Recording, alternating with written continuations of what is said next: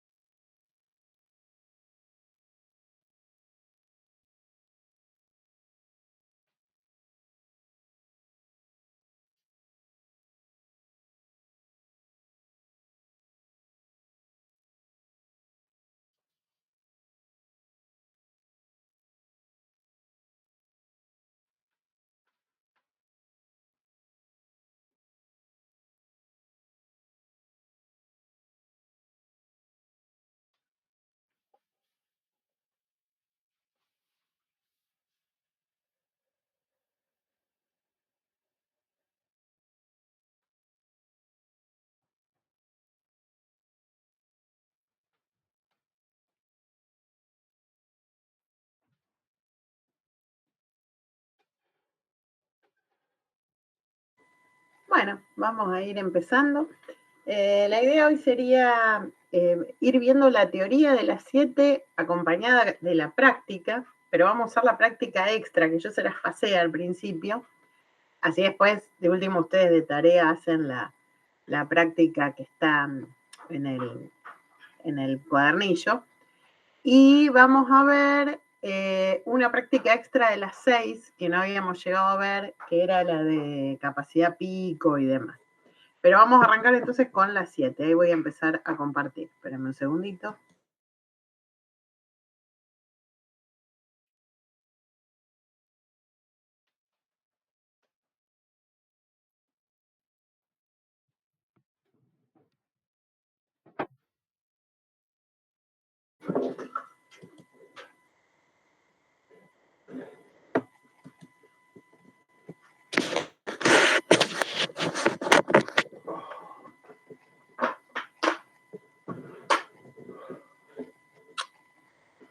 Espérenme un segundito.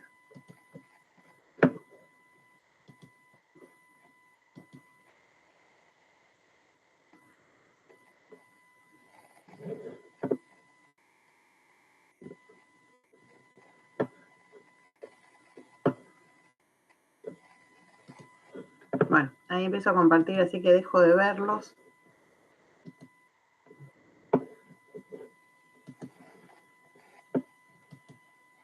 Y díganme ustedes si se ve bien.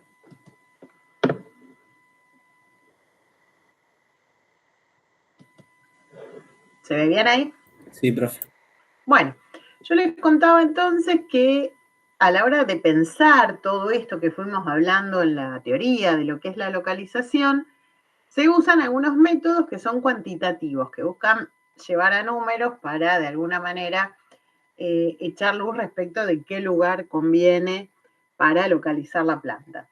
Entonces tenemos 3 métodos básicamente. En el libro van a ver que hay 4, pero hay uno de programación lineal que en realidad no es un método de localización, es un método sí de toma de decisiones, pero no es un método de de localización y por eso elegimos estos 3 que son los que realmente están abocados a lo que es la decisión en cuanto a localización.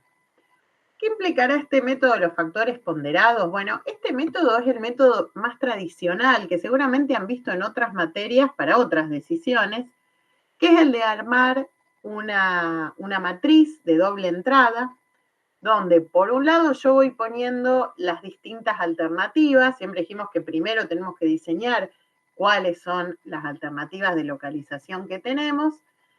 Y por otro lado, voy a plantear cuáles son los factores o los criterios que yo voy a tener en cuenta para esa localización.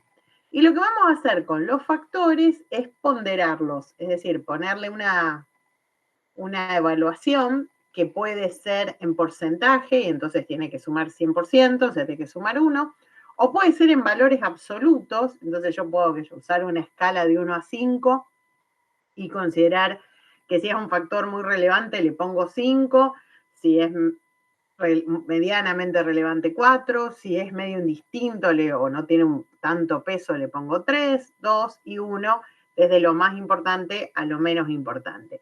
O si no, como decíamos antes, trabajarlo con porcentajes. Y por el lado de las alternativas las voy a evaluar a la luz de esos factores. Y ahí de vuelta puedo usar escalas de 1 a 5, escalas de 1 a 10, etc. Entonces acá está un poco explicado cuáles son las etapas y ahora lo vamos a ver en un caso, que me parece que es la manera en que quede más claro. Entonces yo analizo cada uno de los factores, por ejemplo acá le asigna un puntaje de 1 a 10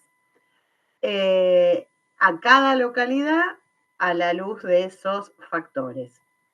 Esto que lo que quiere decir es que yo evalúo, por ejemplo, no sé, tomé como factor el acceso al agua y la calidad del agua. Entonces, si la alternativa 1 tiene muy buena calidad, le pondré un 10. Si tiene una calidad mala o regular, le pondré un 5. Y si es mala, le pondré 1. De vuelta, esto puede ser de 1 a 10, de 1 a 5, de 1 a 100, la escala que uno quiera utilizar. No me va a cambiar el resultado porque yo voy a aplicar la misma escala a todas las localidades. Después lo que voy a analizar es la ponderación para cada factor. Eso es lo que dice ahí, análisis con respecto al producto.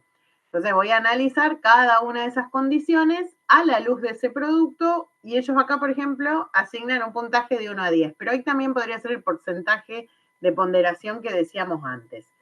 Cualquier criterio que yo use no va a cambiar el resultado final. Lo que quiere decir esto es que yo digo qué tan importante es, por ejemplo, el agua para mi producto. Entonces, como decíamos, a lo mejor, si yo estoy pensando en fabricar, como decíamos, gaseosa, soda, el agua probablemente va a ser el factor más relevante. Entonces, si usé de 1 a 10, le pondré un 10. Y si uso porcentaje, va a llevar una tasa bastante elevada, que yo habrá que ver cuántos factores yo considero, pero quizás está en el 50% o el 60% de la decisión final. Y el análisis combinado de las etapas anteriores, es decir, combinar el puntaje de cada localidad con la ponderación. De esa manera yo lo que voy a obtener es la evaluación de cada localidad ponderada en función de la importancia de los factores que se analizaron. Y finalmente lo voy a sumar y me voy a quedar en principio con la que genere mayor valor. Siempre recuerden, estos son técnicas cuantitativas, no son la verdad de todo, por lo tanto, están las otras técnicas que vamos viendo y a veces yo puedo aplicar varias técnicas para después tener más información y decidir finalmente con qué opción me quedo. Pero estrictamente en esta técnica yo me quedaría con el que me dé mayor valor total. Vamos entonces, me parece que lo más fácil para entenderlo va a ser hacer un ejercicio. Entonces vamos a dejar de presentar así y presentar entonces la práctica.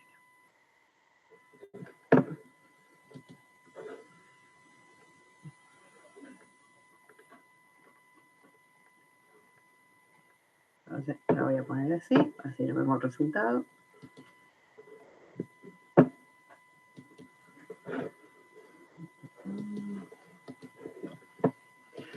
Bien.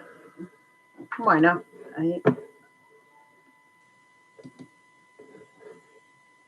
está presentando así. Está muy lenta mi máquina, perdonen. Bien, perfecto. Bueno, ahí entonces vamos a hacer el ejercicio 3. Después vamos a dejar para el final el 1 y el 2. Vamos a hacer este ejercicio, que es el ejercicio 3. Fíjense, eso que tenemos ahí es la tabla de la que estuvimos hablando recién.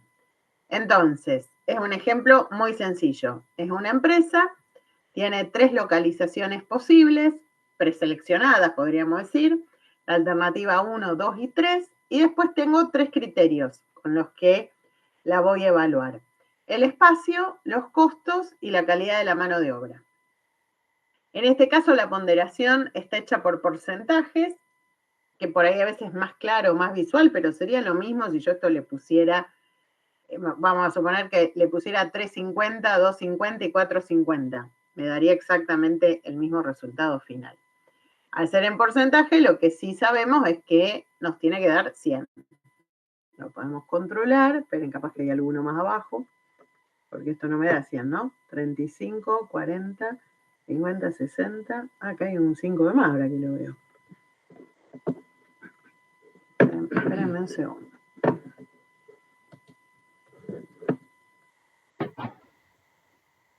Bueno, está hecho así que tomémoslo no como porcentaje, porque si fuera porcentaje sí, tiene que dar 100 y eso da más de 100. Pero tomémoslo como valores. Recuerden esto que decíamos, las evaluaciones no tienen por qué dar 100, porque lo que yo hago es darle, en este caso pensemos que tomé un criterio de evaluar de 0 a 1, por ejemplo. Entonces evalué de 0 a 1 y tomé esas ponderaciones, pero no tiene que sumar 1, y si no lo corregimos, como ustedes quieran. Pero se entiende, digo, si yo tomo valores absolutos, que es un criterio, no tiene por qué sumar nada. Vamos a suponer que yo le pongo 10. Entonces digo 10, 5, 8, no me va a dar una suma total. Si yo lo tomo en porcentaje, que creo que fue la intención acá, pero que por algún motivo se pasó, sí tendría que dar 100. Como no es un problema esto en la ponderación, porque puede ser un valor, lo vamos a sostener con este criterio, pues no tiene nada de malo. Entonces, yo digo, bueno, el espacio vale 0,35, los costos valen 0,25 y la calidad de la mano de obra 0,45. Esos son los valores absolutos del peso que yo le estoy dando a cada uno de esos criterios. Entonces, ¿qué haríamos ahora? Yo tengo el peso que tiene cada factor y tengo la evaluación de cada alternativa a la luz de esta industria, ¿no? Entonces, bueno, para mí en la alternativa 1, el espacio vale 80 o tiene una evaluación de 80, los costos de 50 y la calidad de la mano de obra de 60. Para la alternativa 2, evalué en 75 el espacio, en 70 los costos, en 65 la mano de obra, y para la alternativa 3, 60 el espacio, 65 los costos y 70 la calidad de mano de obra. Esto lo que quiere decir que yo fui y evalué de alguna manera y luego cuantifiqué qué tan bien proveen esas alternativas, lo que es espacio, lo que es costos y lo que es mano de obra. ¿Qué hago ahora? ¿Qué harían ustedes para resolver este ejercicio?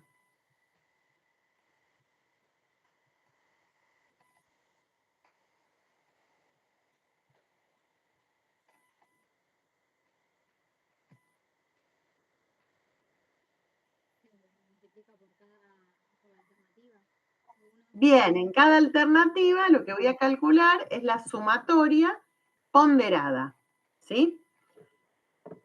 Simplemente es muy sencillo el modelo, después ustedes van a resolver otros ejercicios cuando terminemos de hacer estos, pero ven, lo que yo hago es la alternativa 1, a ver, pongámoslo así, ahí se ve todo. Ahí ven todo, ¿verdad? Entonces, la alternativa 1 es 80 por 0,35 más 50 por 0,25 más 60 por 0,45. Quiere decir que la alternativa 1 vale 67,50. La alternativa 2, 75 por 0,35 más 70 por 0,25 más 65 por 0,45 me da 73. Y la alternativa 3, lo mismo, 60 por 0,35, 65 por 0,25, 70 por 0,25 y me da 68,75. Entonces, ¿qué alternativa me conviene? Me conviene la alternativa 2 porque es la que arroja el mejor análisis de los factores, digamos, la que mejor cumple los factores que yo consideré relevante para esta decisión. ¿Lo entienden todos? ¿Cambiaría algo que yo la ponderación, en vez de ponerla en estos términos, la pusiera de 1 a 5, de 1 a 10 o en porcentaje? No, porque cambiaría el resultado, obviamente, pero no la decisión, ¿se entiende? Si yo esto lo multiplico, como decíamos antes, por 35, 25 y 45, porque decidí ponderar de 0 a 50, podría ser un criterio. Decidí ponderar de 0 a 50 y uno le pongo 35, otro 25, otro 45, me daría exactamente lo mismo. Se me dará a lo mejor 6.750 en vez de 67,50 y 7.300 y 6.875, pero las proporciones y la decisión es la misma. Entonces uno tiene que elegir de qué manera plantear la ponderación a su gusto, como se sienta más cómodo. Siempre recuerden que esto, aunque yo lo vuelco a números, no deja de ser algo subjetivo del decididor, ¿no? Que de alguna manera dice, para mí es más importante la mano de obra que el espacio. O sea, eso lo decide quien está a cargo de la decisión. Y lo mismo que la evaluación. La evaluación es, yo podré tener una serie de criterios, por ejemplo, no sé, analizar qué posibilidades de espacio hay y tener una serie de ítems. Pero de ahí a saber que una vale 80 u otra 75 u otra 60, siempre va a estar, como en cualquier evaluación, el criterio de quien lo está haciendo. Igual nosotros, ustedes, este ejercicio se lo vamos a dar con los valores ya puestos. O sea, lo que le vamos a dar es justamente, como en este ejercicio, la tabla.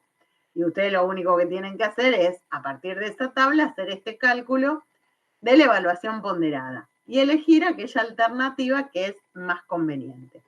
Si esto ustedes, por ejemplo, lo quieren usar en un plan de negocios, porque están evaluando dónde poner el emprendimiento, bueno, ustedes tendrán que definir qué factores son los que consideran relevantes, qué peso le da cada factor y después evaluar esos factores en las alternativas. Ahí ya no es tan sencillo porque es todo el trabajo de la búsqueda, digamos, de información concreta y de la decisión de qué criterio tomar, porque esto es un proceso de decisión previo, pero necesario para tomar la decisión de cuál es la mejor alternativa. ¿Alguna duda con este modelo? Podemos hacer más ejercicios, pero ¿se entiende cómo funciona? Bien, vamos entonces ahora al otro, al segundo proceso que tenemos, la segunda metodología. Tengo que ir haciendo así, cerrando y abriendo, porque son dos archivos, entonces no puedo pasar de uno a otro libremente. Bueno, el segundo es el método del centro de gravedad. Este es un poquito más complicado, porque en este caso yo lo que voy a hacer es buscar una localización.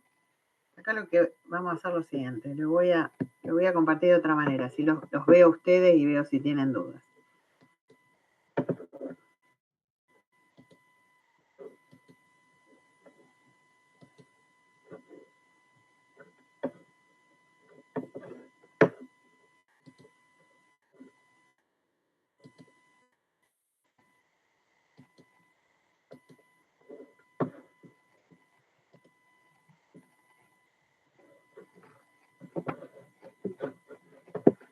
Esperen que se me tildó.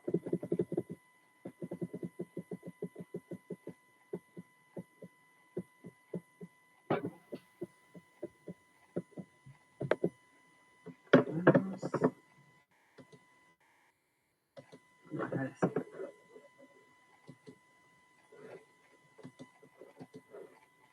Ahí va.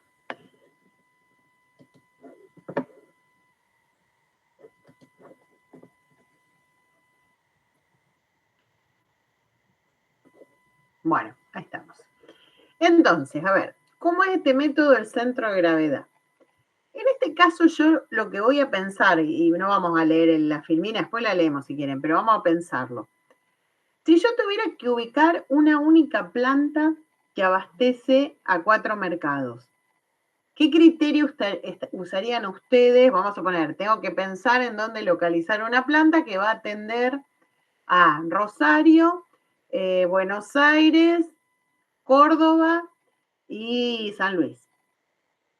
Son esos 4 mercados los que yo voy a atender. ¿Dónde la localizarían esa planta?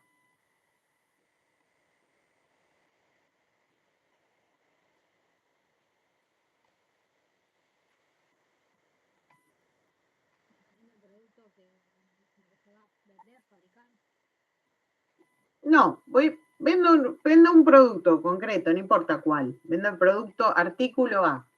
Y el artículo A se vende en Rosario, en Córdoba, en Mendoza y en San Luis.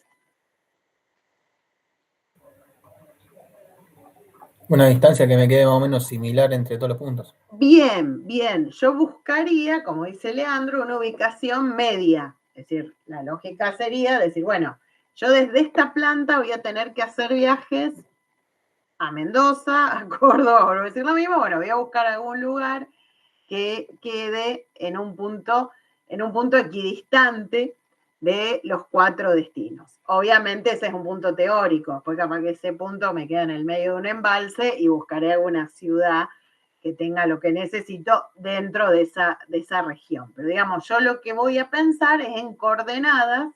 Digo, las coordenadas son lo que me tira el GPS, ¿no? Cuando uno comparte ubicación, vieron que aparece la latitud y la longitud. Bueno, esas son las coordenadas, ¿no?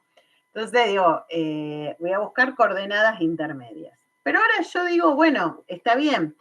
Ahora, yo no atiendo igual a los 4 lugares.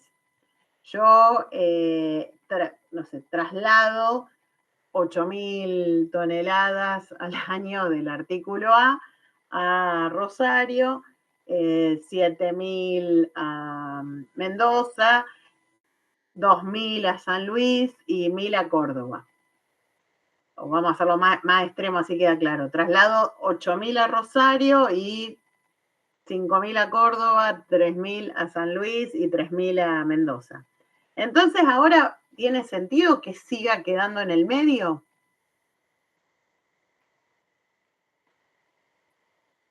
No. No, va a estar más cerca de qué lugar. Y del que demanda más.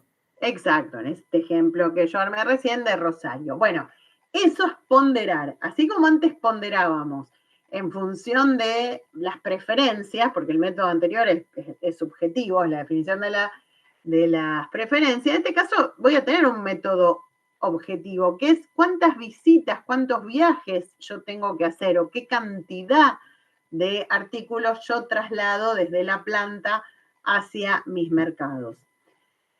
Entonces, el método del centro de gravedad.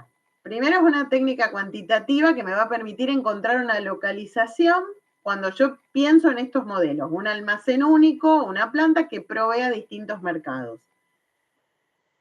¿Qué es lo que voy a hacer? ¿Cómo va a ser el mecanismo? Lo primero que yo voy a hacer es ubicar a esas localidades en un mapa. Lo que ese mapa, yo podría usar de verdad el mapa, el GPS, pero vieron que a veces los mapas, sobre todo nosotros que estamos muy al sur, nos dan números que son muy altos. Entonces, a lo mejor no sé si tiene sentido trabajar con la latitud y la longitud real. Entonces, a veces lo que se hace sobre un mapa real, trazo yo un eje cartesiano. Entonces, sobre las X va a ir la latitud y sobre las Y va a ir la longitud, pero arrancando de cero.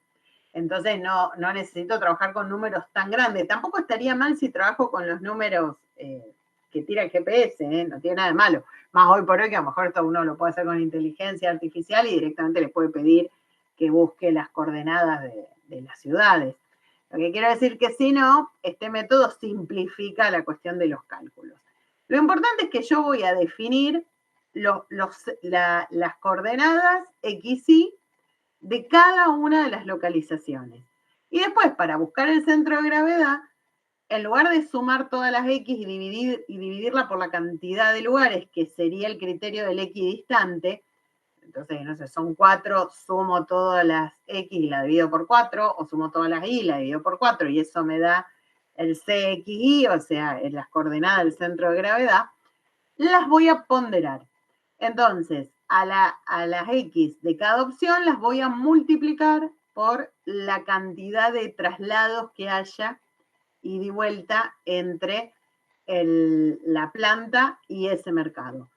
Y todo, la sumatoria esa, la voy a dividir por la sumatoria total de los traslados. Esto quiere decir que en el ejemplo que yo les daba recién verbalmente, que iba 8.000 a Rosario, 3.000, 2.000 y 2.000, yo haré 8.000 y 8.000, 16, 17.000. 17.000 es el total. Entonces, tomaré cada coordenada, la multiplicaré en un caso por 8.000, en otro caso por 2.000, otro más por 2.000 y otro por 1.000, o no me acuerdo el número que dijimos, por 4.000 creo que era otro, y lo divido todo por 17.000. Y ahí voy a obtener el eje de coordenada del centro de gravedad, el X y el Y. Ahora lo vamos a hacer en números, así queda más claro esto que estamos diciendo.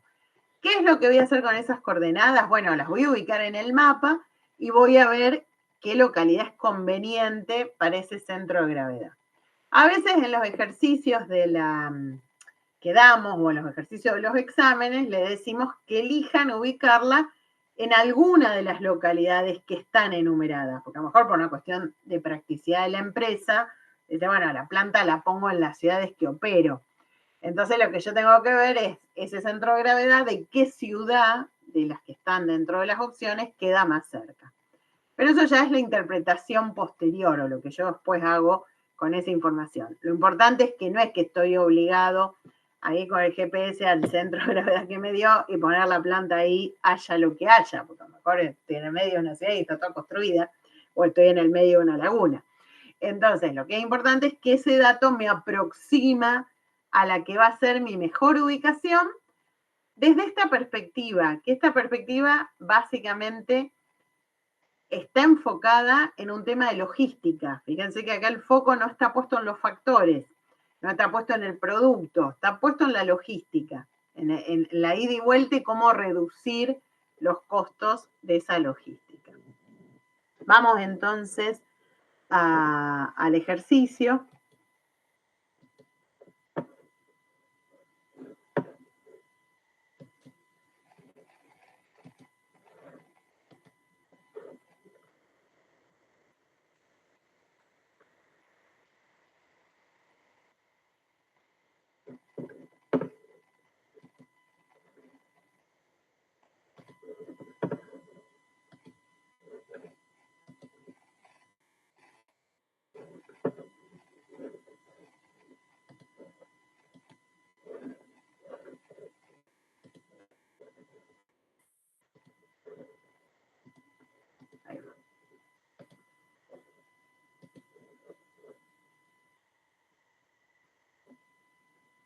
Bueno, ahí lo tenemos.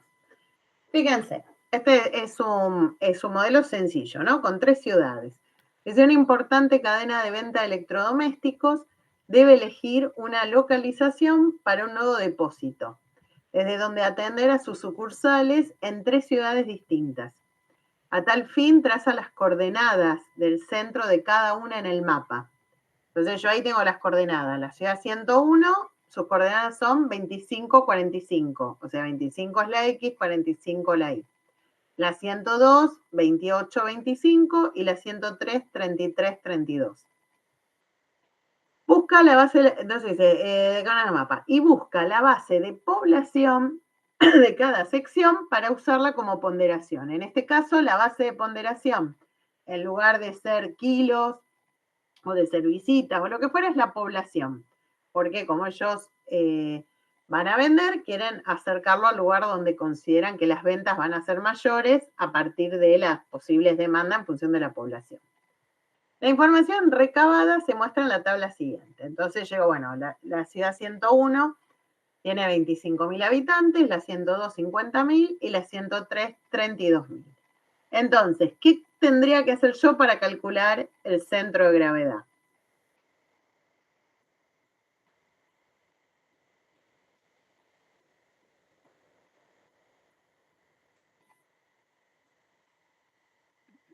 ¿Qué les parece? ¿Qué harían?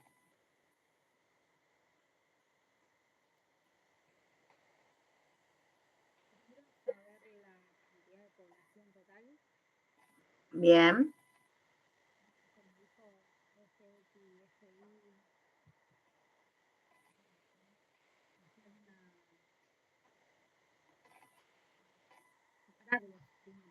Bien, bien. ¿Y la X cómo la buscaríamos?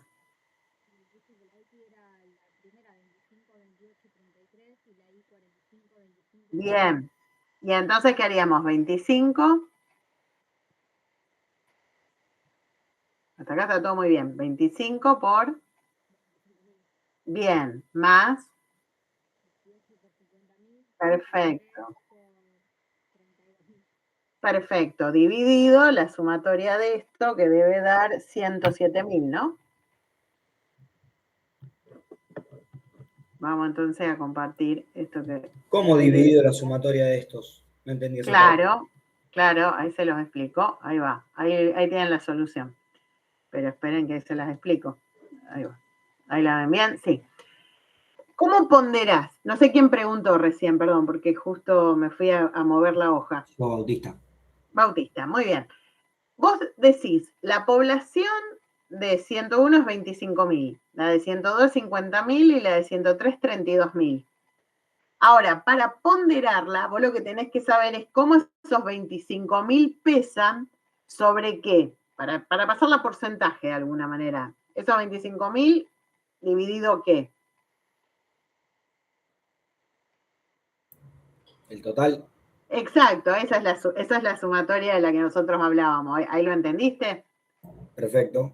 Gracias. Porque si vos no lo dividís por 107.000, lo que te dé te va a dar un número gigante que no va a ser una coordenada. Vos necesitas que te dé una coordenada. Entonces, en el fondo, lo que vos estás haciendo es llevando a porcentaje esa población.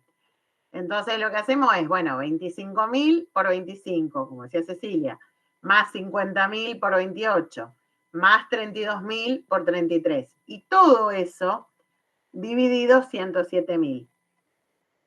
O sea, toda esa sumatoria, yo esto está hecho así porque con la computadora es difícil hacer la división como a uno le gusta más, que es poner todo con la línea de abajo 107.000. Esos 107.000, ¿de dónde salen? 25 más 50 más 32. Digamos, la población total que yo voy a atender son 107.000. Pero cada ciudad aporta una parte de esos 107. Entonces, ahí sí me da la coordenada X del centro de gravedad, me da 28,79. Y la coordenada Y me da 31,77. Entonces yo calculo de esta manera el centro de gravedad, que es 28,79, 31,77. Luego, este ejercicio no me da más precisión, buscaré dentro de esa zona, dentro de esas coordenadas, qué lugar es apto para poner el depósito, ¿no? O sea, después ya entra otro proceso de decisión, que es encontrar el lugar más apto, pero esto me está planteando con bastante precisión por dónde debería ubicar la planta. ¿Se entendió el método? Profe, perdón, porque, o sea, todo este cálculo lo hacemos y el resultado el 28,79 y 31,77 serían las coordenadas de donde sería más óptimo instalar. Exacto. Esto vos usarías vos graficaste un mapa y graficaste el eje. Entonces buscás en tu eje el 28,79 y el 31,77 y si ese es el lugar más óptimo. Okay. Esto si uno lo graficara, a ver si quieren vamos a graficarlo. Vengo acá. Ustedes están viendo ahí, ¿no? ¿Siguen viendo? Sí. Bien, perfecto. Bueno, vamos a hacer el gráfico.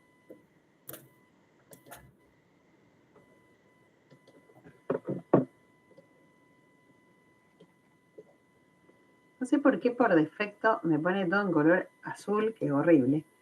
Vamos a pasarlo en negro. Que me da la impresión que lo ven menos. No sé si quedó negro, la verdad. Bueno, no importa. Hace lo que quiere. Sí, ahí quedó negro. Tardó, pero quedó.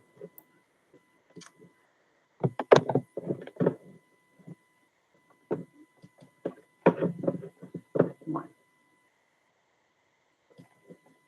Entonces, yo lo que haría, hago un eje cartesiano.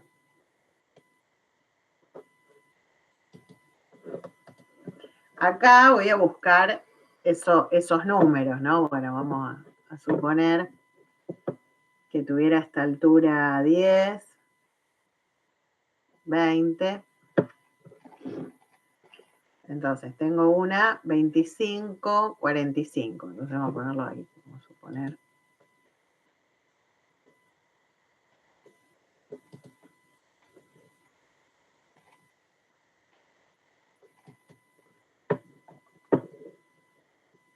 Bueno, vamos a suponer, pongo ahí una localización, que es 25, 45.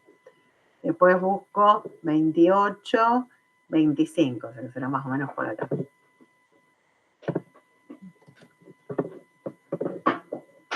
28, un poquito más acá, y 25 en vez de 45 lo ponemos por acá.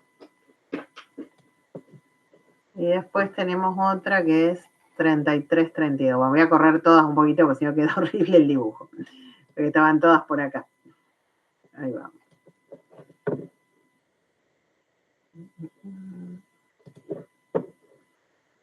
$33, 32. Voy por acá. Ahí va. Ahí las vamos acomodando.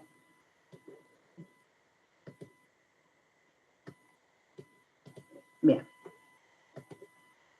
Entonces, yo ahí ubiqué, voy a poner entre paréntesis las coordenadas.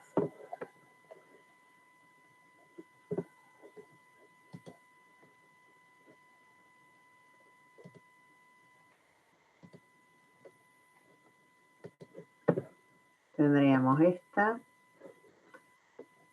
es la que está, la X más chiquita, 25,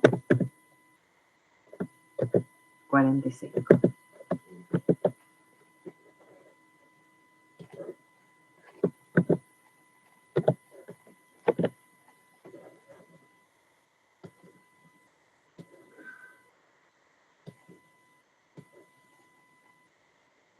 Ahí va.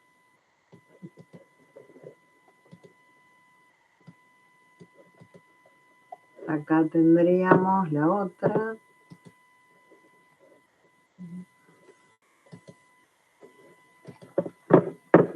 Es 28. No, esta es 28, 25. 28, 25.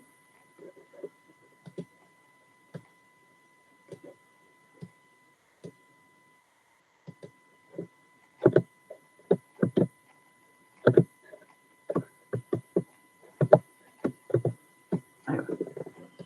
Y la última es la de 33, 32. Así. Bien, hasta acá está, ¿todos lo ven? Perfecto. Entonces acá ponemos 33, 32. Entonces, esto se supone que yo, porque acá realmente se me vuelve muy engorroso, pero yo acá en las X tendría la numeración, de manera que acá estaría el 25, acá estaría el 28 y acá estaría el 33, ¿no? Y acá tendríamos el 25, acá el 32 y acá el 45. Entonces, ahora a mí me da, el medio me da 28,79, que sí que sería más o menos por acá, con 31. Quiere decir que estaría ubicada al centro de gravedad. Y se llama de gravedad porque fíjense que no es el centro, porque si yo no tomara el criterio de ponderar, yo hablaría del centro, pero como yo pondero, hablo del centro de gravedad, porque es el centro en función del peso que tiene ese lugar. Entonces, por acá, vamos a poner de este lado, así no queda tan feo, tendría la tercera ubicación. Y eso es lo que hago. Yo si me obligaran a elegir alguna de las ciudades que hay como opción, lo que tendría que hacer es la resta, porque bueno, está claro que no va a ser aquella, no va a ser la más grande, ahí la ubicamos. Entonces esto iría acá, cerca del 28, porque está apenas arriba del 28, y acá cerca del 32. Sería más o menos ahí. ¿Sí? Este sería el centro de gravedad.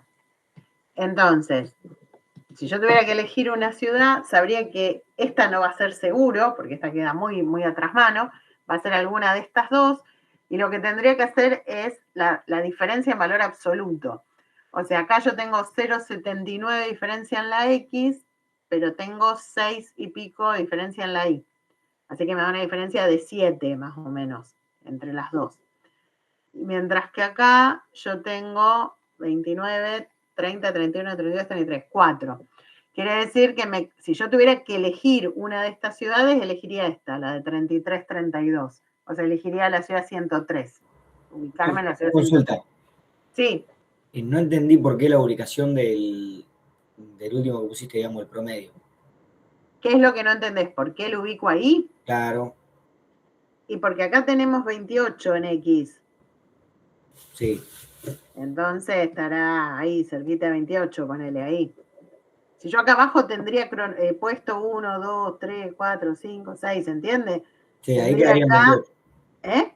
Este sería el 28, ahí donde está. Claro, el 28 es este, el 28,79, ponele que esté ahí, qué sé yo. Y después el 31,77 tendría que estar más arriba ahí. Porque si acá está el 32, el 31,77 estaría ahí nomás. Esto habría que hacerlo bien, ¿no? Con una regla. Acá imagínate que lo estoy haciendo a mano y con un mouse, así que imagínense lo que me está quedando. Pero para que se den una idea. Me quedaría como cerca del 28 por este lado y cerca del 32 por aquel lado. Ahí ponele. Ahí está, ahí les parece mejor. Entonces, para poder evaluar cuál es de las alternativas, voy restando 28 menos 31 y ahí me da un resultado y después el otro es... No, hacelo X con X y con Y, en valor absoluto y sumalo. O sea, 28,79 menos 28. Más 31,77 menos 25. Y ese es el resultado que me arrojaría, después yo lo comparo con las otras, hago lo mismo y el que menor resultado me genere. Exacto, el que menor resultado te genera en valor absoluto. No importa que uno reste y otro sume. No sé si me explico, digo, por ahí.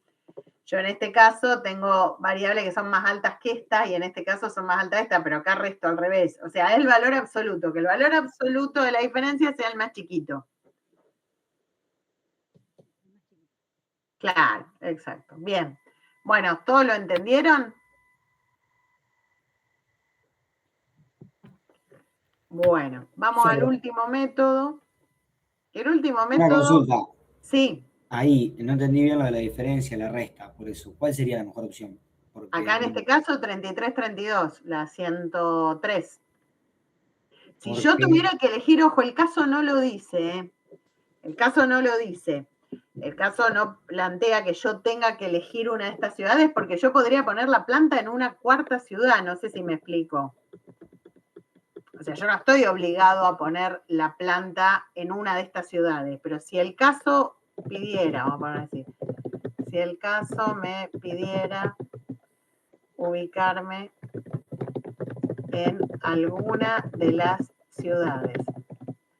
Entonces, yo ahí lo que tengo que hacer, ahí abajo, sería, tomo el centro de gravedad y lo voy comparando, pero de vuelta, en valor absoluto, acá lo voy a poner para que quede más claro, lo voy a poner en orden, para que les dé positiva la diferencia.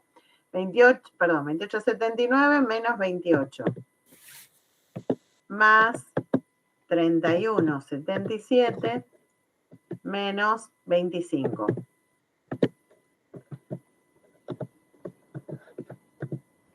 Control igual. Tengo que ponerlo en inglés porque los signos los tengo a mano. Sería 0,79 más 6,77. Exacto. Entonces, ¿cuánto les da? 7,56. 7,56. Yo se lo voy a poner entre paréntesis, pero lo voy a tener que hacer entre valor absoluto. A ver si lo encuentro. que no sé cuál es el valor absoluto en la computadora. Pero bueno, se lo pongo entre paréntesis para que no se hagan lío de que... Claro, sí o sí tenemos que sumar los valores sin importar el... Siempre, exacto, sin importar si es norte o sur, porque lo que te da que sea diferencia es que si es para un lado o es para el otro. Perfecto. Entonces, a vos te da lo mismo, porque es la distancia total. No importa si la distancia, a vos te da lo mismo si la distancia es ir hacia el este o ir hacia el oeste. ¿Me explico? Entonces, en el otro caso yo hago 33, lo voy a poner al revés, pero ustedes lo podrían poner en el mismo orden y aplicarle valor absoluto. Menos 28,79.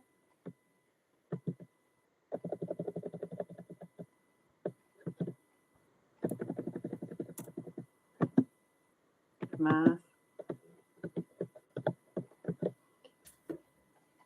32 menos 31,77. Bueno, ¿ahí cuánto les da? 4,44. Bien. Igual 4,44. Y vamos a la última, que ya nos damos cuenta gráficamente, pero lo vamos a hacer igual. 28,79 menos 25.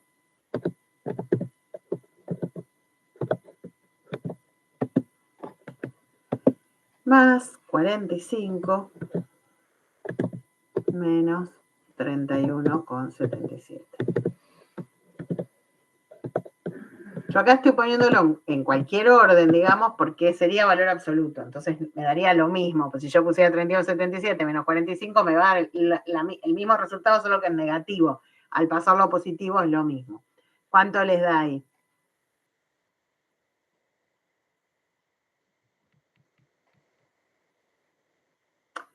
Esperen que... sí. No estaba viendo si había copiado bien los números. Sí.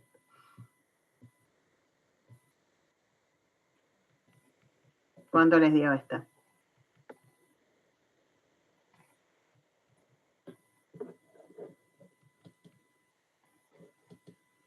¿Están ahí? Sí. Una que contestaba. ¿Cuánto le da esa resta? Bien, no sé, por eso sí, te creo. Bueno,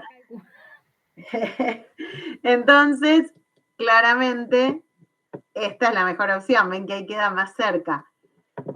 De vuelta, si el caso me dijera que tengo que elegir una opción de las que hay, el caso podría decirme, no importa que existe esa opción.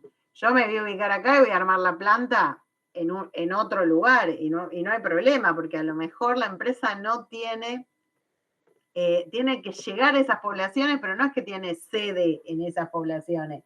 Entonces ahí perfectamente la planta puede estar en cualquier lado, ¿se entiende? Esto es simplemente porque a veces en los ejercicios le pueden pedir que elijan, en vez de, si no me dice nada, el ejercicio termina acá, termina donde está el centro de gravedad. Después ya será problema de la empresa ver ahí qué hace. Si me obliga a que yo elija alguna de las opciones, lo que tengo que hacer es esta segunda parte. Bien, yo después les comparto esto ustedes ya lo tienen, pero les voy compartiendo esta que está más resuelta que la versión anterior. Bueno, y vamos al último método. Ahí quedó claro entonces ese. Sí, profe. Bárbaro. Igual ahora ustedes van a tener que hacer ejercicios, así que no van a zafar de hacerlo ustedes con otros números. Bueno, finalmente, el último método es el mismo método que vimos en la unidad 3 y en la unidad 6, creo, ya no me acuerdo, que lo vimos varias veces ya. Que es el método del punto, digamos, de... ahí voy. Ahí estamos. ¿Ahí ven bien? Bueno, el punto de equilibrio para la localización, es decir, es buscar aquellos puntos donde el volumen hace que una opción sea igual a la otra para calcular en qué tramos es conveniente una o es conveniente la otra. Entonces, en este caso, igual que lo que vimos en las unidades anteriores, yo voy a tener costos fijos y costos variables. Obviamente, yo tengo que tener, después lo vamos a ver en los ejercicios, que a mayores costos fijos, menores costos variables. Porque si yo tuviera una opción que tiene mayores costos fijos y mayores costos variables, bueno, en ese caso no hay mucha opción. La que tiene mayores costos se va, me quedo con la otra. El tema es cuando yo tengo distintas opciones que los costos fijos van subiendo en la medida que los costos variables van bajando. Entonces vuelvo a los mismos casos que vimos en todas las unidades anteriores. Cuando yo tenga volúmenes bajos, voy a inclinarme por aquellas que tengan costos fijos bajos y costos variables altos, porque no afecta tanto el costo variable en el costo total. Cuando yo tengo producciones muy grandes o volúmenes muy grandes, ahí voy a darle mucho más peso a los costos variables y menos a los costos fijos. Entonces, si yo tengo volúmenes muy grandes, voy a preferir costos fijos altos, que total se prorratean, pero que tenga costos variables bajos. Y entonces tengo, fíjense, el mismo gráfico que hemos visto en todas las unidades anteriores, donde digo, bueno, en este primer tramo, hasta este volumen, que es el volumen de equilibrio, entre la primera opción y la segunda, elijo la opción que tiene los costos fijos más bajos. Esto lo vimos con el sistema, con el equipo de propósito general y el sistema flexible de manufactura. Acá yo no tengo esa situación, acá simplemente tengo lugares, pero tengo lugares donde ocurre esta situación.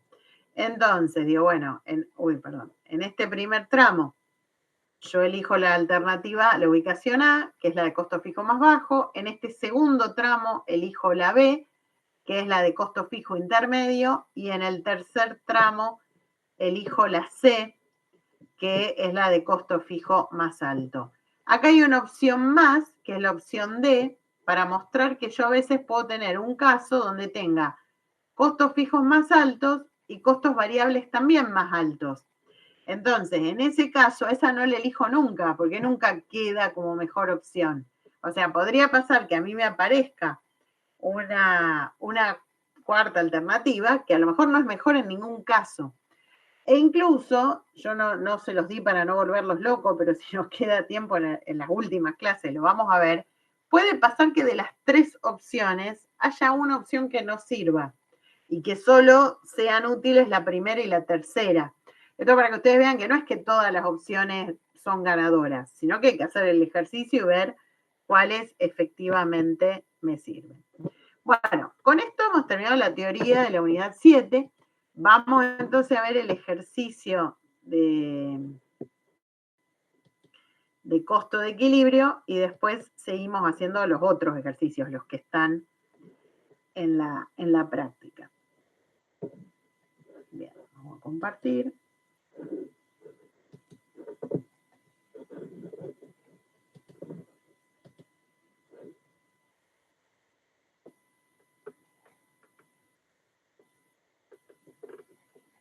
Bien, el ejercicio.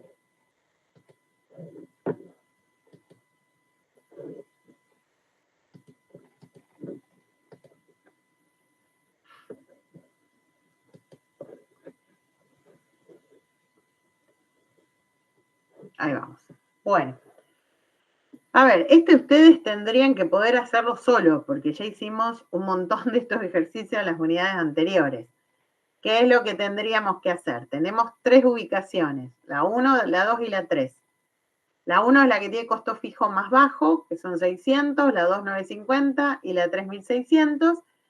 Y de alguna manera lógica, para no tener que desechar ninguna de estas alternativas, porque estas ya son las que hay que comparar, digamos, puede ser que haya habido alternativas que no llegaron hasta acá. Las que tienen costos fijos más altos tienen costos variables más bajos. Entonces, ¿qué tendríamos que hacer ahora?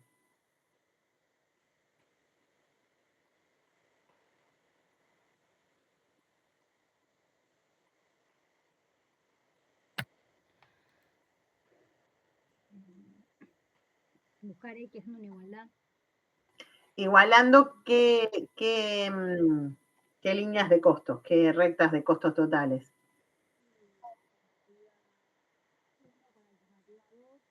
Bien.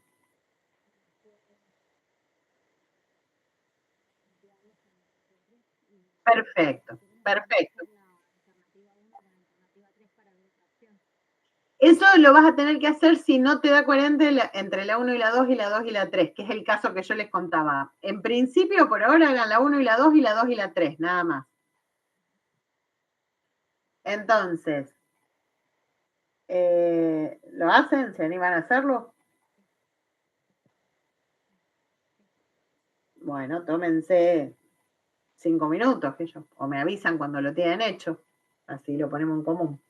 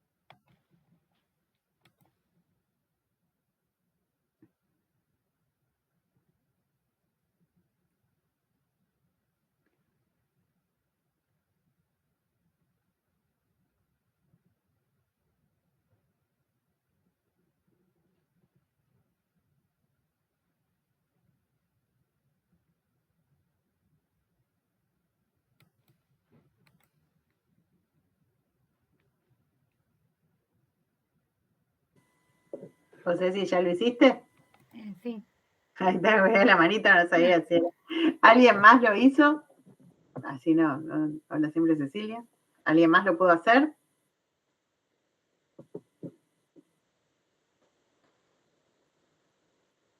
El resto vive, están ahí también.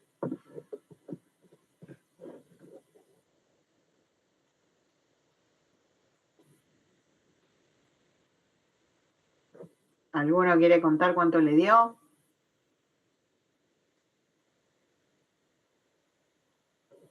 Si no quieren hablar, aunque sea, pónganme en el chat para saber. ¿El primero da 70? ¿Cómo, Leandro? ¿El primero da 70? Ahí lo buscamos. No me sé de memoria los resultados. O ver Ceci. Entre el 1 y el 2, perdón, entre el 1 y el 2. Sí, 70, perfecto. Ah, bueno, no, y el otro no lo hizo. Bueno, pero está muy bien. Tiene que hacer lo mismo en realidad, sí. Si ya lo hiciste, entendiste esto. ¿A vos, Ceci, te habían dado estos valores? Sí, 70 y 260. Perfecto. Bueno, lo que yo voy a hacer, no lo voy a hacer de nuevo acá porque ya lo hicimos en un montón de ejercicios, es 600 más 12x igual a 950 más 7x. De ahí despejo x que da 70. Y después hago 950 más 7x igual a 1600 más 4,5x. Despejo y me da 260. ¿Qué interpretación se hace de esto? Bueno, como uno es la que tiene el costo fijo más bajo, hasta 70 conviene el sitio 1, de 70 a 260 el sitio 2 y por encima de 260 el sitio 3. Y después me pregunta para una producción de 200 unidades. Si yo no hubiera hecho el ejercicio anterior, lo que tendría que hacer es reemplazar x por 200 en las tres ecuaciones. Pero lo real es que yo ya hice el ejercicio anterior, entonces ya sé que cualquier valor entre 70 y 260 conviene el sitio 2. Por lo tanto, si me pregunta para 200 unidades, me fijo en qué intervalo está en el intervalo del sitio 2 y digo que conviene el sitio 2. Lo que preguntaba Cecilia antes, si es necesario hacer el cruce del 1 y el 3, en principio no, porque esta respuesta a mí me da algo coherente. O sea, me está diciendo que el que tiene costos fijos llega hasta un punto que es más bajo que donde conviene el segundo, que es más bajo que donde conviene el tercero. No quiero adelantar porque eso lo vamos a dejar para el final para no hacerles lío, pero si esto no me diera coherente, vamos a suponer que me hubiera dado B1 al revés, que B1 me da 260 y B2 me da 70. Ahí deja de ser coherente, porque yo la interpretación que tendría que hacer sería hasta 260 unidades conviene el sitio 1, de 260 a 70 conviene el sitio 2 y por encima de 70 conviene el sitio 3. Ya ustedes ahí se dan cuenta que hay algo que no cierra, porque digamos, los intervalos empiezan a superponerse. Entonces, ahí, ¿cómo, Bautista? ¿Puedes repetir el cálculo de B1 y B2? El cálculo normal, sí, pero espera que termine de explicar esto, que es lo que preguntó Cecilia. Entonces, en ese caso, sí, si yo me doy cuenta que no hay coherencia en el resultado, es porque la opción del medio nunca es mejor. Entonces ahí es donde yo cruzo la 1 y la 3 y quedan solo dos opciones, hasta tal valor la 1 y desde tal valor la 3. Esto para aclarar lo que Cecilia preguntaba antes. No hemos visto todavía ejercicios así, después sobre el final vamos a ver, pero no quiero agregarle complejidad porque todavía no tiene muy claro que es el básico.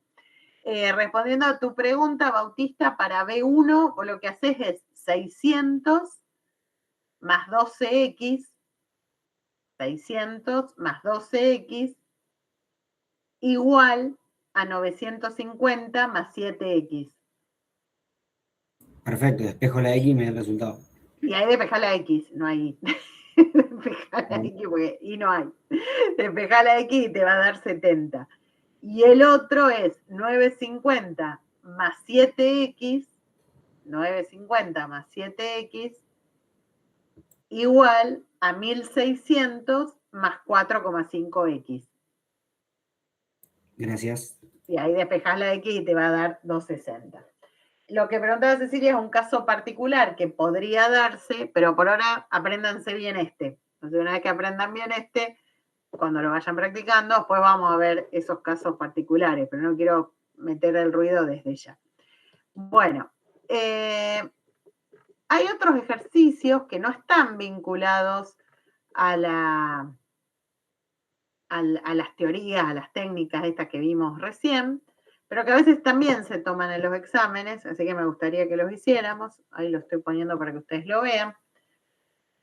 El ejercicio dice, en Brasil, 5 trabajadores, cada uno con un pago equivalente a 5 pesos por día, pueden producir 50 unidades diarias. En China, 6 trabajadores, cada uno con un sueldo equivalente a 3 pesos por día, puede producir 70 unidades, entre todos, ¿no? Esta producción es entre todo el grupo. En Argentina, 4 trabajadores, cada uno con un sueldo de 7 pesos por día, pueden producir 45 unidades diarias.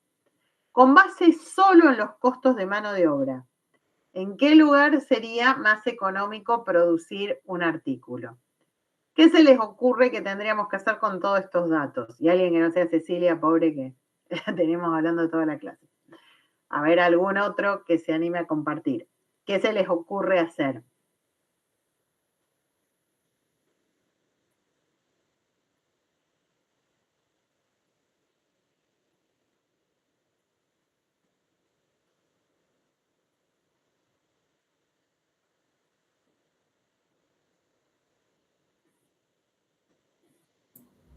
Hacer los trabajadores por el pago por día. Bien, ese es el costo total. ¿Y después qué hago con eso? ¿Lo comparo con los otros países? Pero pará, vamos a suponer, yo tomo Brasil. Digo, hay 5 trabajadores que cobran 5 pesos cada uno por día. Entonces, 5 por 5, 25. ¿Y ahora qué hago con esos 25 pesos? Tengo que hacer algo más antes de compararlo. Hasta acá está perfecto, Bautista, lo que dijiste. Tengo esos 25 pesos. ¿Y ahora qué hago? Las unidades las divido por eso. Exacto, pero al revés. O sea, esos pesos divididos las unidades. Ahí va. Está muy bien. Todos lo entienden lo que dijo Bautista. Lo que yo voy a buscar es calcular el costo unitario a partir solo de los costos de mano de obra. No tengo otro dato. Entonces, esto que dijo Bautista es la manera de resolverlo. Ahí vamos a ponerlo en común. Ahí vuelvo a ustedes. Fíjense, entonces, lo que dijo él. Primero yo calculo el costo total de mano de obra. Entonces, en Brasil son 5 a 5 dólares, quiere decir que es 25. En China son 6 a 3 dólares o a 3 pesos, lo que quieran. Y en Argentina son 4 a 7 dólares. Ahora, lo que yo tengo que analizar, además del costo, es la productividad. Por X causa, esos 5 empleados de Brasil hacen 50 unidades, esos 6 de China hacen 70 y esos 4 de Argentina hacen 45. Entonces, ahora tomo el costo de mano de obra dividido la cantidad de unidades y eso me da el costo unitario y eso es lo que yo voy a comparar. La comparación la voy a hacer desde los costos unitarios, porque si yo solo tomo el costo de mano de obra, no me dice nada, porque no lo estoy cruzando con la productividad que tienen esas personas. ¿Se entiende? ¿Todos lo entienden? ¿Tienen alguna duda? No, profe, se entiende. Bien, ahora, si a ese mismo caso, me dice el caso siguiente, le tengo que sumar el costo de flete. O sea, sumo un costo más. A ese costo unitario no solo tomo la mano de obra, sino que también tomo los fletes. Y me dice que desde Brasil tengo un costo de 0,40. Desde China de 0,80 y desde Argentina de 0,25. Entonces, ahora, ¿qué hago para calcular el costo unitario? ¿Sería 0,40 para las 50 unidades en Brasil, por ejemplo? El costo unitario. Estamos hablando de costo unitario. Dice por unidad, fíjate, el costo de envío desde Brasil hasta el destino final es de 40 centavos por unidad. Sería 5 por 5 más 0,40 por 50 y todo eso dividido 50. Y en vez de hacer todo eso, ¿qué podés hacer directamente? No está mal lo que estás haciendo, pero estás agregando cuentas sin mucho sentido. Te va a dar lo mismo, no es que esté mal. Pero ¿qué sería lo más sencillo? Vos ya tenés los costos unitarios de mano de obra. Le sumo. Sí, sumarlo. Claro. No está mal lo que vos dijiste, Bautista, te va a dar bien igual. Lo que pasa es que estás haciendo un montón de cuentas que no son necesarias. Porque lo multiplicás por 50 para dividirlo después por 50. Entonces, lo más lineal es, yo ya tengo el 0,50, yo ya tengo el 0,26 y yo ya tengo el 0,62. Entonces ahora a esos valores le sumo, o sea, yo ahí lo que hice fue copiar lo de arriba, ¿no? Para que ustedes se ubiquen en cómo llegamos a esos valores, que son la cuenta que hicimos antes. Y ya directamente a los 0,50 les sumo los 0,40, entonces me da 0,90. A los 0,26 les sumo los 0,80, entonces me da 1,06.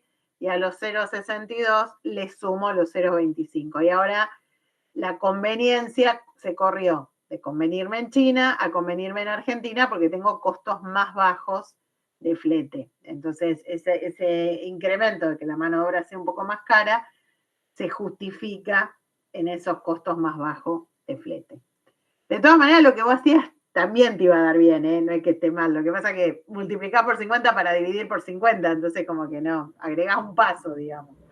En un examen estaría bien igual, porque te va a dar bien, quédate tranquilo. Pero bueno, traten siempre de pensar el método más corto. Bien, ¿alguna duda con esto?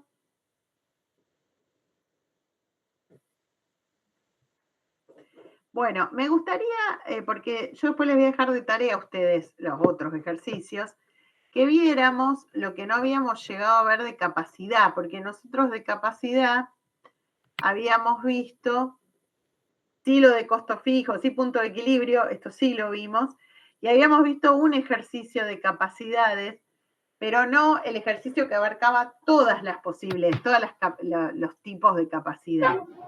Entonces vamos a verlo en este ejercicio.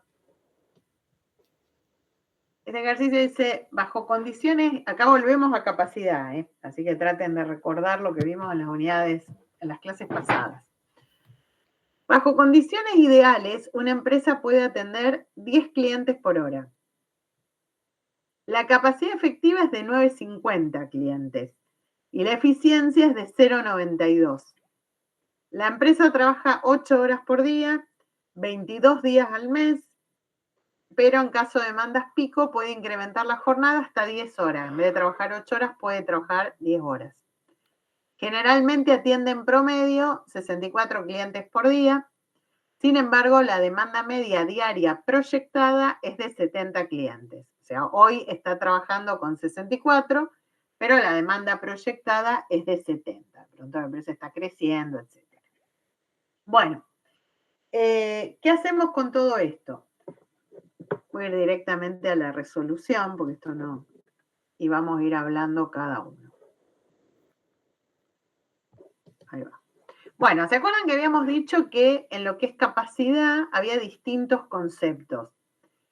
Un concepto es la capacidad de diseño, que tiene que ver con lo que se planifica que sea la capacidad en una planta, en una empresa. Entonces, eso es la capacidad ideal, es decir, la que probablemente no se alcance, pero es la que se planificó originalmente. Entonces, en este caso, ¿qué tomaríamos? Tiene la respuesta ahí, pero coméntenmelo ustedes. ¿Qué tomaríamos como dato para la capacidad de diseño?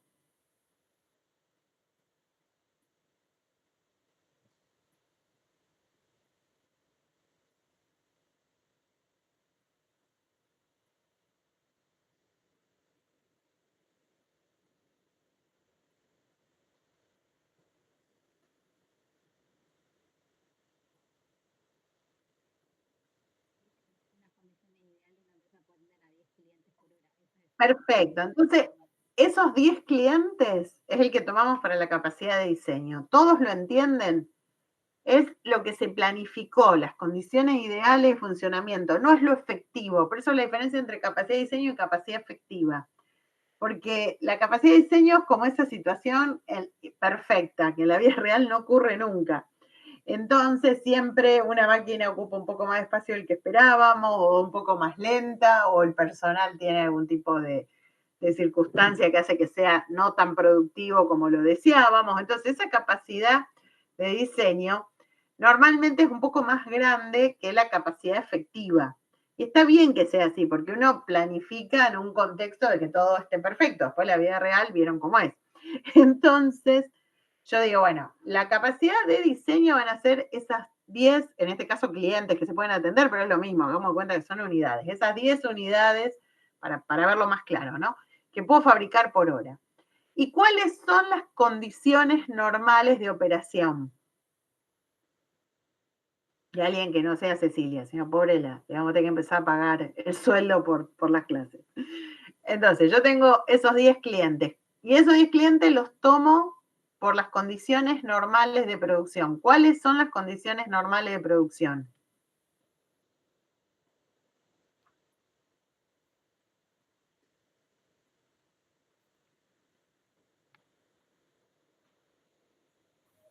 8 horas por 22 días. Perfecto, 8 horas por 22 días.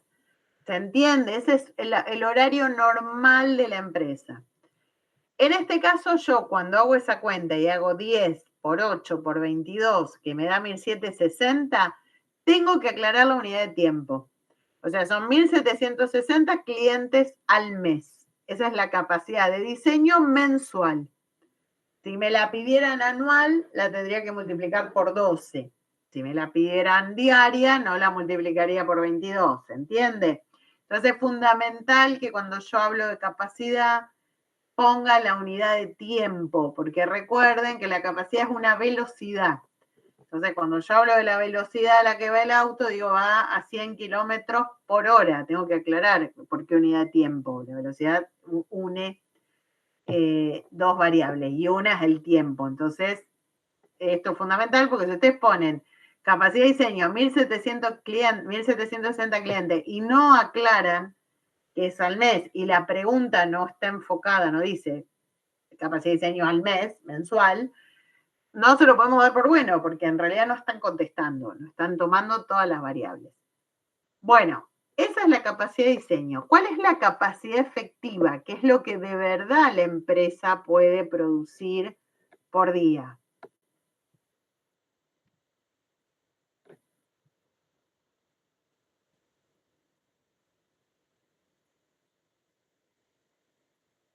$10 era en condiciones ideales. ¿Qué dice el renglón de abajo? Es que es leer, porque está el dato explícito. 9,5. Perfecto, 9,5. Entonces, 9,5 por 8 por 22 es la capacidad efectiva. 1.672 clientes al mes. Si a ustedes le preguntaran, que a veces en los exámenes se pregunta, ¿qué porcentaje de la capacidad de diseño implica la capacidad efectiva? ¿Qué es lo que haríamos?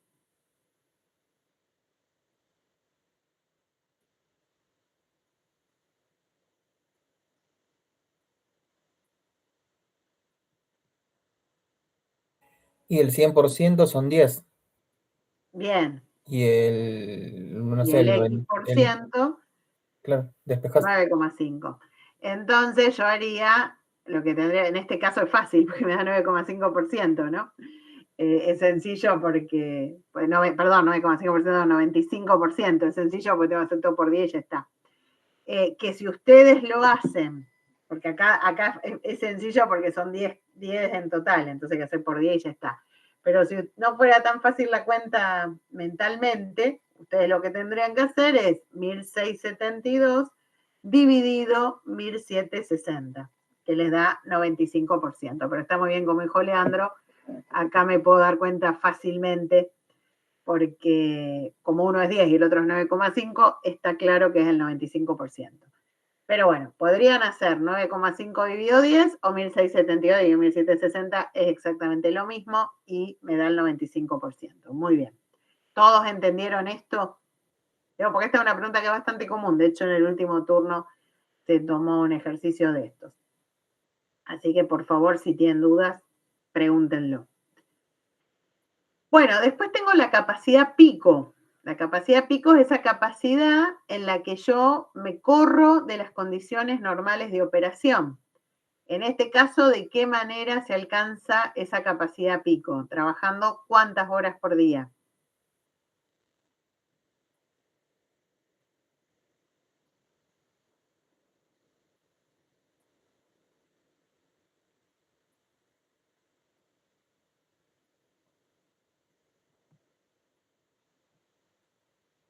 horas. 10 horas, perfecto. Entonces ahora yo lo que hago es 9,5, que es la capacidad efectiva, por 10 horas, o sea, 9,5 sería la capacidad efectiva por hora, ¿no? Por 10 horas, en lugar de hacerlo por 8, por 22. O sea, los 22 siguen siendo los mismos, los 9,5 también. Lo que yo me corro es de las 8 horas porque ahora trabajo 10. Entonces me da 2.090 clientes al mes. Esto quiere decir que en condiciones de necesidad, la empresa, en lugar de atender los 1.672 clientes al mes, está en condiciones de atender 2.090 clientes al mes. ¿Se entiende? ¿Vamos bien? Bueno, después tenemos la tasa de utilización. La tasa de utilización lo que me cruza es la producción real contra la producción efectiva. Lo podríamos calcular por día directamente, como está planteado en el caso, o si ustedes quieren lo podrían calcular por mes. Les va a dar lo mismo, por eso hoy está hecho de las dos maneras, pero no porque lo tengan que hacer de las dos maneras, porque a lo mejor para algunos es más fácil entenderlo pensado por mes, que es como venimos trabajando. Pero como bien dijo Leandro antes, uno también esto lo puede hacer todo por día. O sea, eso es una decisión de ustedes. Le va a dar el mismo resultado, digamos. Entonces, ¿cuál es la tasa de utilización? Bueno, lo que me dice es que normalmente atiende 64 clientes por día. Esa es la producción real que tiene esta empresa, esos 64 clientes que vienen a ser atendidos. Contra la capacidad efectiva, que la capacidad efectiva es de 9,5 por 8. Entonces, si ustedes lo quieren hacer por día, lo que hacen es 64 dividido 76, porque 64 es la venta diaria, llamémosle así, porque en este caso es producción y venta, porque es un servicio, y 76 es la capacidad efectiva por día, o sea, 9,5 por 8. Si quieren trabajarlo por mes, la capacidad efectiva por mes ya la tenemos, es 1.672. ¿Y cómo calculo la demanda? No la demanda, perdón, la producción por día. 64 por, para calcularla por mes, perdón. 64 por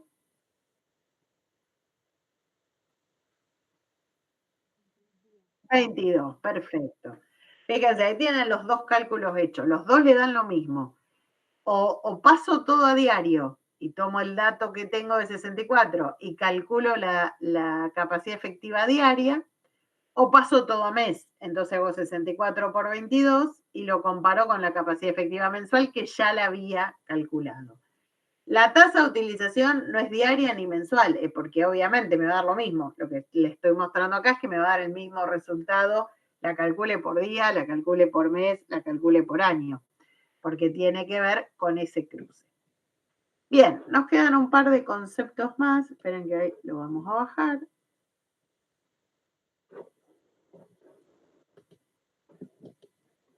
Que son el colchón de capacidad y el rendimiento. El colchón de capacidad lo que me va a comparar es, esperen que vamos a volver a los datos, así lo tenemos a mano.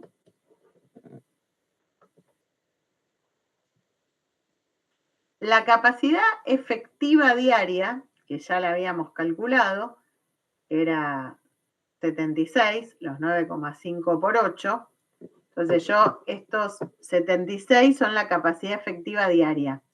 76 por 22 es la capacidad efectiva mensual, que ya la habíamos calculado. Y le voy a restar la demanda media proyectada, la demanda media, lo que a ustedes le planteé el caso como demanda media. ¿Por qué cruzo la demanda efectiva, la capacidad efectiva con la demanda media? Teóricamente, ¿qué quiere decir el colchón de capacidad?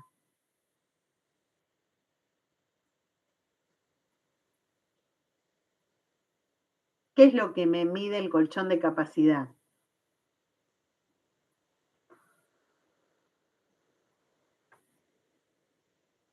Desde la teoría les estoy preguntando, ¿qué mide el colchón de capacidad? El mismo nombre se lo dice, ¿qué es un colchón?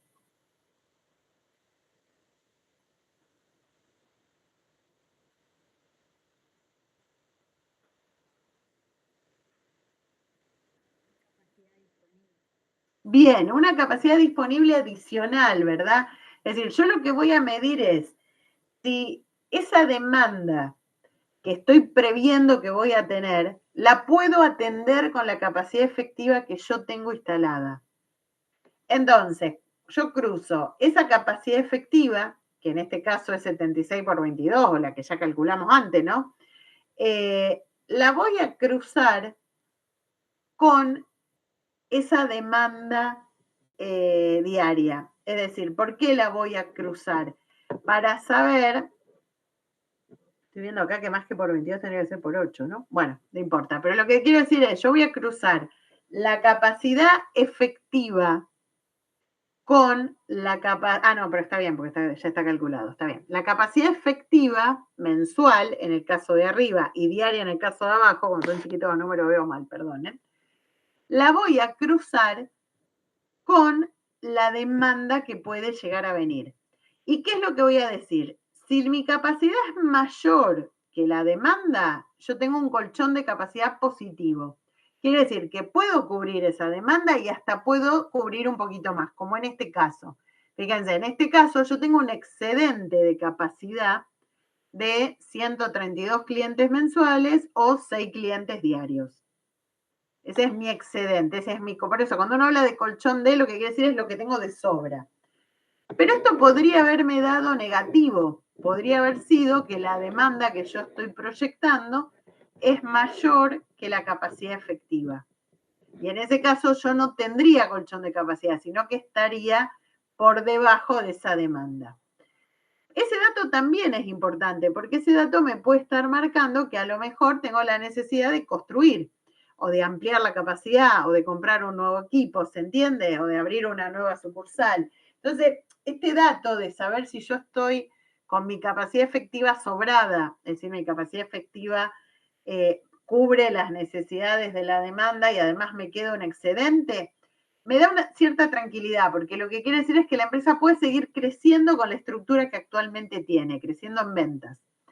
Si por el contrario yo estoy con un colchón de capacidad en cero o estoy con un colchón de capacidad negativo, es probable que yo me enfrente en algún momento con la necesidad de ampliar capacidad. Si es negativo, seguro, si quiero atender esa demanda. Y si está en cero, estoy muy en el límite. Entonces, si yo veo que la demanda es creciente, quizás se justifique invertir para incrementar la capacidad. ¿Se entiende? Porque es importante el colchón de capacidad, porque me compara, como bien dice Cecilia, lo que yo puedo hacer con lo que me van a pedir. Entonces ahí yo me daré cuenta si estoy bien o no tan bien. Si ustedes se acuerdan, cuando veíamos la teoría, además de ver la teoría de colchón de capacidad, vimos la teoría de cuándo ampliar la capacidad y cuánta capacidad ampliar. Y si se acuerdan, decíamos, bueno, ver la demanda proyectada y ver la capacidad efectiva. Y eso me da la pauta si es necesario invertir en capacidad o estoy bien y tengo margen para seguir trabajando con la capacidad que tengo. ¿Todos lo entendieron a esto?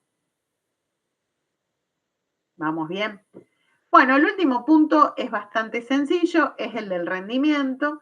Y el rendimiento lo que mide es la satisfacción del cliente, en este caso que son servicios, si es un producto, la calidad, o sea, lo que mide es la calidad.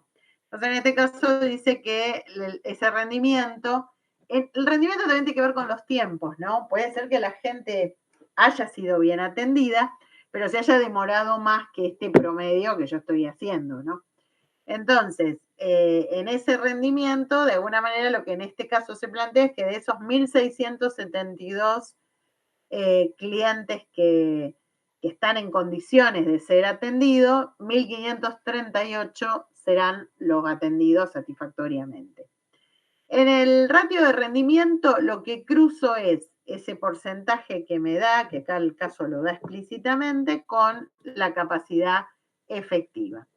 Yo acá la tengo, dice, bueno, su eficiencia es del 0,92. Esa eficiencia, ese rendimiento, es el que cruzo con la capacidad efectiva para decir lo que efectivamente puedo resolver en tiempo y forma, ¿no? Digo, cuando hablamos de la satisfacción nos estamos refiriendo a cubrir todo el esquema del producto. Entonces, probablemente esto se vincule más que con un tema de calidad, con un tema de que en el fondo esa capacidad que está pensada rinde un poco menos, porque lo veíamos también cuando, y lo vamos a ver cuando veamos medición de los tiempos, a veces en los servicios no es tan fácil calcular cuánto tiempo lleva, esto no deja de ser un servicio, entonces puede pasar que tal vez yo estoy previendo en esas 8 horas atender 9,5 y a lo mejor en los hechos reales lo que puedo atender es el 92% de esos 9,5, que no sé cuánto da, pero a lo mejor da 9 u 8 y pico, porque es probable que con alguno de esos vehículos me demore un poco más por algo que exceda a las condiciones tan estandarizadas de servicio. El tema del rendimiento en los productos tangibles está más vinculado a la calidad, o sea, está más vinculado a productos que puedan salir defectuosos, y en los servicios está más vinculado a los tiempos, ¿no? Entonces, esta atención satisfactoria se refiere a cubrir con esos tiempos que de alguna manera estaban planificados. Bien, ¿alguna duda con todo lo que vimos? Bueno, lo que vamos a hacer es lo siguiente. Yo ahora les voy a compartir este Word que ya lo tienen, pero como yo voy trabajando ahí arriba, así les va quedando con las respuestas. Y hagan ustedes, se las voy a volver a compartir por si no la tienen a mano, la práctica del cuadernillo de la unidad 7. La ventaja de esos ejercicios es que están resueltos en YouTube. Si ustedes van y los buscan en YouTube, que lo pueden buscar a través de comunidades, tienen los links, van a tener unos videos que hicimos Natalia Zúñer y yo con toda la explicación de la respuesta. Entonces, como la semana que viene tenemos paro y no nos vemos, le doy de tarea que ustedes vean esos ejercicios y vean los videos, que es donde está contestado. Por eso me pareció más importante hoy ver estos ejercicios que no tienen un video. Y después cuando nos vemos la próxima semana, no la que viene, sino la otra, me preguntan si alguno de esos ejercicios no lo entendieron y lo vemos acá. Y si no, ya arrancamos con la unidad 8. ¿Está claro, digamos, el esquema? Sí, profe. Bueno, entonces yo ahora les voy a compartir a ustedes básicamente el cuadernillo para que lo tengan a mano. Con los ejercicios de las 7 y este que vimos hoy. Y los videos, búsquenlo en comunidades, están todos los links. Así que si van a comunidades de la materia, tienen los links a los videos de los ejercicios. Y nos vemos de nuevo, no la semana que viene, sino ya la primera semana de junio, que es la otra. Bueno, chicos, mil gracias. Nos vemos. Adiós. Chao. Adiós.